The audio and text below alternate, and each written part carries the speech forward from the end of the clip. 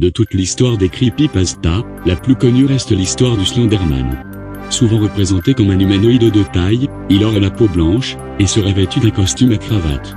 Légende urbaine apparue dans les méandres du web, nulle confirmation de l'existence de cet être n'a été déclarée.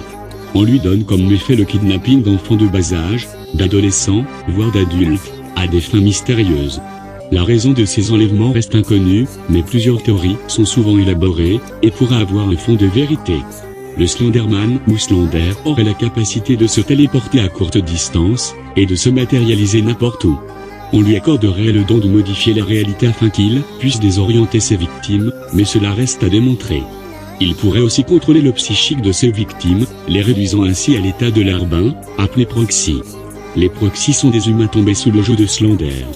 Il pourrait s'agir des personnes que celui-ci kidnappe. Leur comportement tiendrait plus de l'animal que de l'homme, et ils agiraient en tant que servants, effectuant les tâches physiques que leur maître ne peut faire. Slender a beau être puissant, il ne peut vivre totalement dans notre monde, et a donc besoin d'esclaves lui obéissant.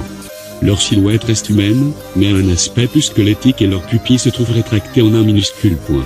Le proxy peut être victime d'une forme d'hypnose, qui, on suppose, pourrait être brisée par la mort de Slender.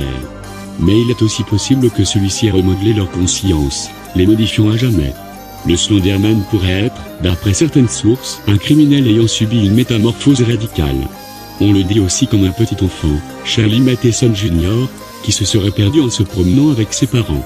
Il aurait été attaqué par une sorte de tentacule noir et aurait été ainsi transformé en une créature blanche, kidnappant à son tour les jeunes gens. Ce serait aussi le père du jeune Charlie, qui, après sa disparition, aurait été bouleversé, et, on ne sait comment, aurait été amené à devenir Slender.